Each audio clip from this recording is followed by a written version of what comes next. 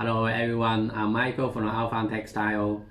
Last two videos I introduced you what is brush effect and what is fur effects. So today I'm going to introduce you how to prepare of them here below.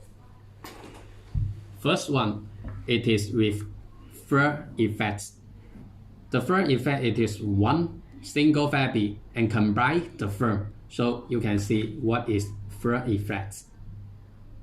Another one, it is brush effects. Actually, this brush effect just based on the single fabric and broke the red yarn, destroy the red yarn, so you can see the fur effects, the brush effects, not the fur.